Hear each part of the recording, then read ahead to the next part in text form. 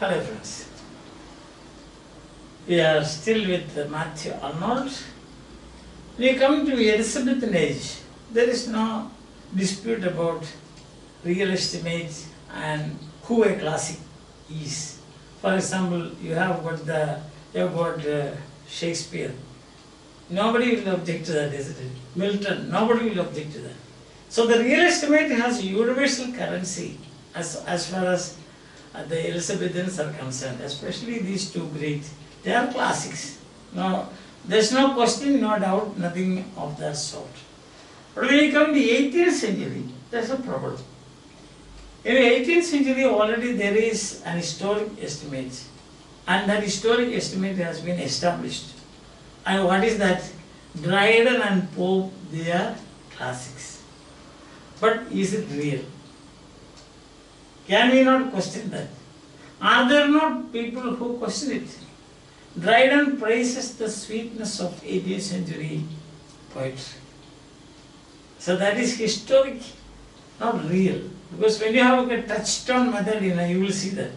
So Cowley says there's nothing meritorious in Chaucer.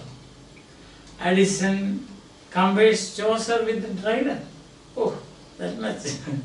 And then Addison compares and Dryden and Pope established as the poetical classics. That is a historical estimate. Wordsworth and Coleridge denied it. They don't agree to that. And the younger generation of poets, they have their own opinion. So the whole thing is in a mess, you can see. There is some chaotic about the 18th century. Although the great and sweet 18th century, Mathew Arnold says in his essay, Study of Poetry. And what is that? The problem. Here exactly you will find the historic estimate and the real estimate colliding. What are the reasons? Another very good question that can be asked. Just now we had a question, the other day we had a question, why Mathew Arnold does not consider Chaucer as a classic. Now the same question can be asked here also. Why, although in historic estimate, Dryden and Pope are considered as classics, they themselves declare.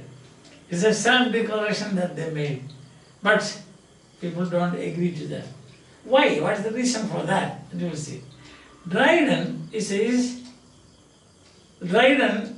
the originator of the true English prose. You remember when we were discussing essay of dramatic poesy, there's a brilliant piece of English prose. The essay of dramatic poesy is a brilliant piece of dramatic English prose. Now we have seen, I think together we discussed that about 16 plus lectures on that. So if you haven't seen it, if you have time enough, I would request you to go through that, because that essay is very valuable. Oh, I don't know about my class, whether I have explained it properly or not, that I do not know. Then you are the judge, isn't it? Yes. So you are the touchstone, so to say. So Dryden is the originator of the true English prose. And a fit prose was the need of that period. A fit prose. This is that. A fit prose was the need of the hour.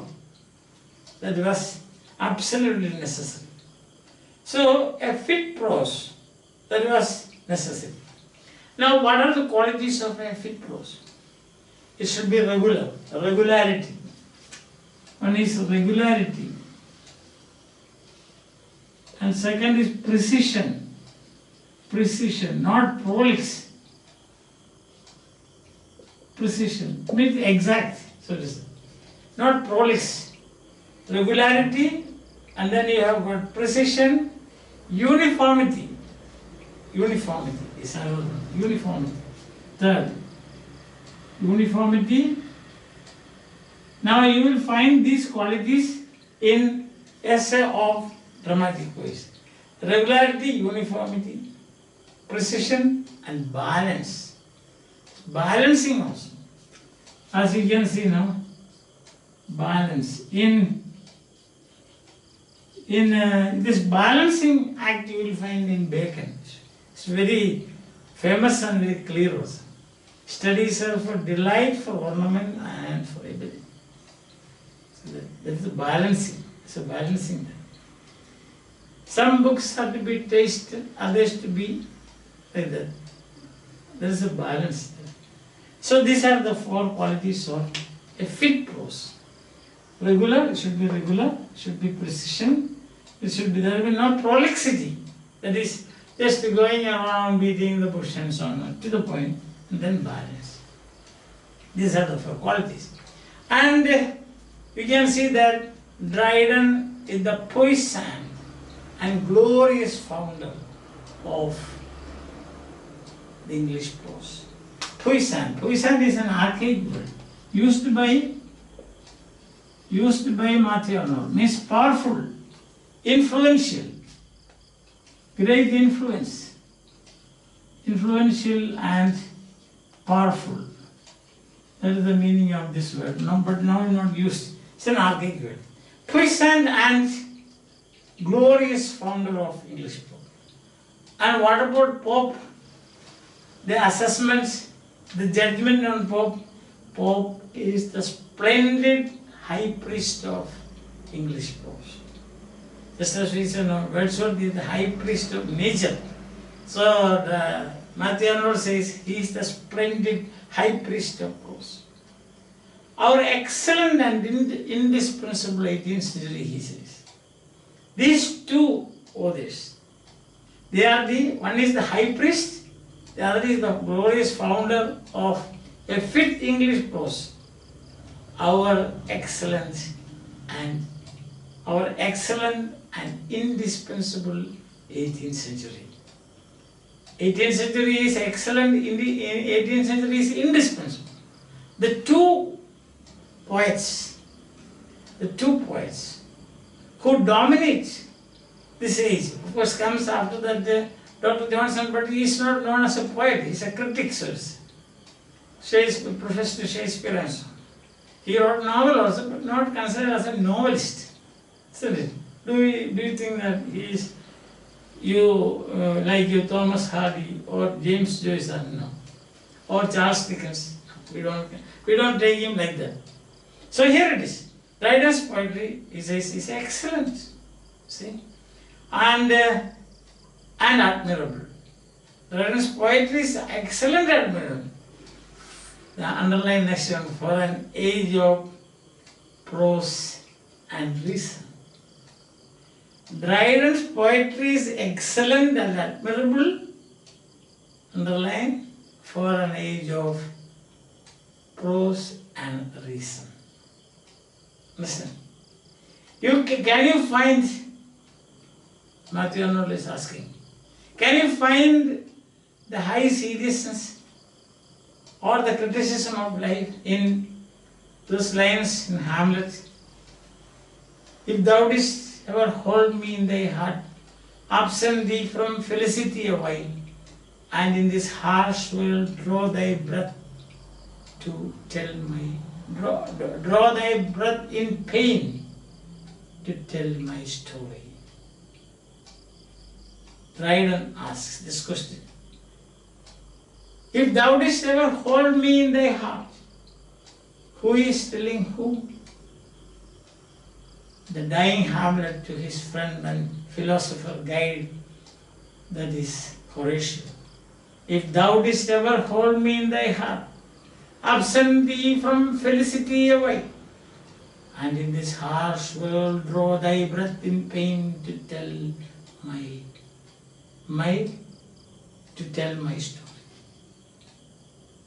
See, Dryden asked the question, can you find the high seriousness and the criticism of life of this passage in any one of the lines written by Dryden or Pope?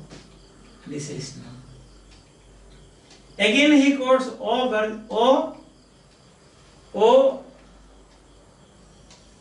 says no, that is That is that line is he takes the line from it has not, he says no, then he says ripeness is all. That is the line. Ripeness is all. Where King Lear? Can you find such seriousness and criticism of life in Dryden? No. Understand? So that is the difference. That is the difference. Therefore he says, they are not. This conclusion is given. They are not. If you ask me the question, then he says, they are not. Their poetry does not have, and their poetry cannot have. That's the thing. So not classics of poetry, conclusion, they are classics of prose. Dryden and Pope, they are not classics of poetry, but they are classics of prose. You understand that? So another very beautiful question for the examiner to ask.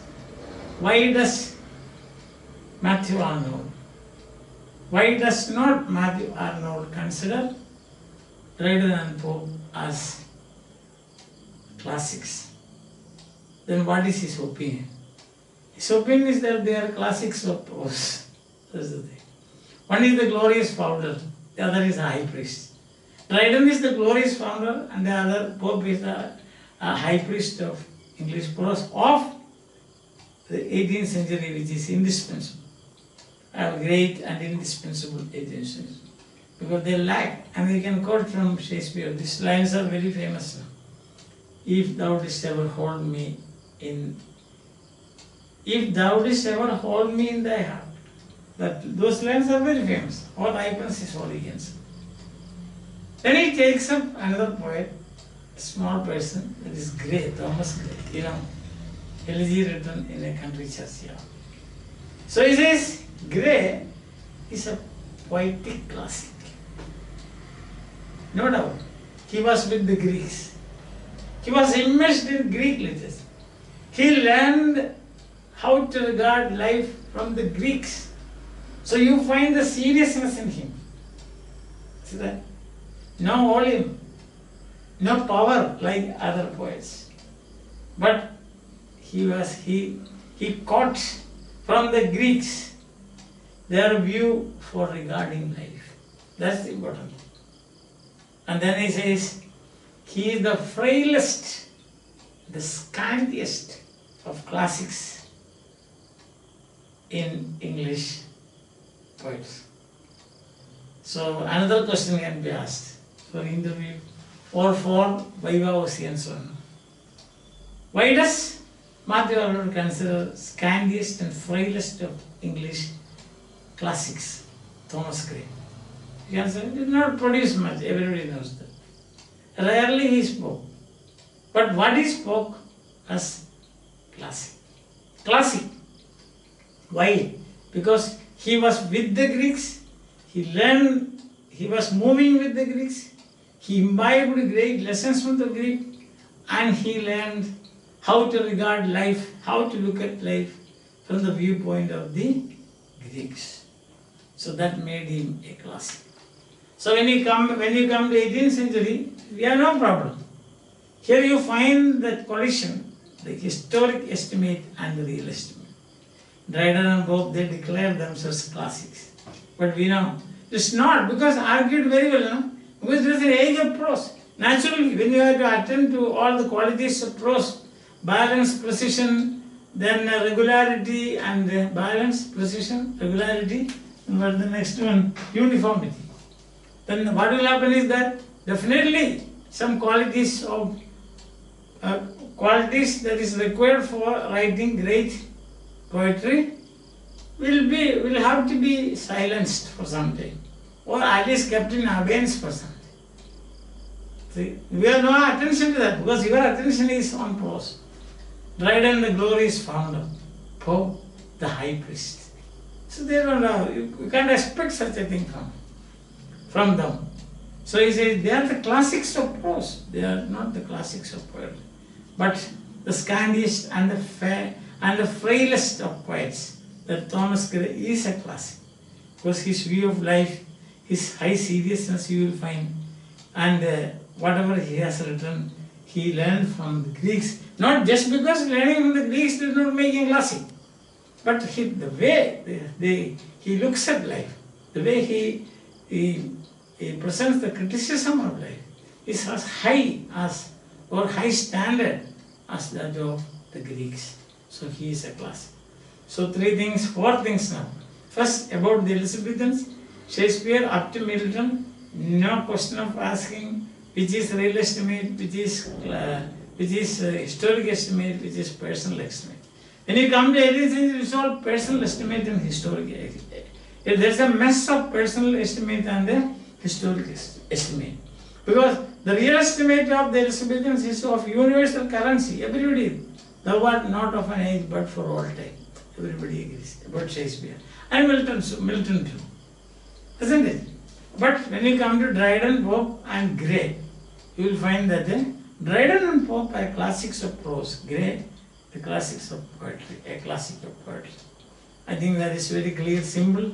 You have followed me. Thank you very much for listening, and we will again meet with another dose of the study of poetry, say, in the near future. Till then, bye. Have a nice day.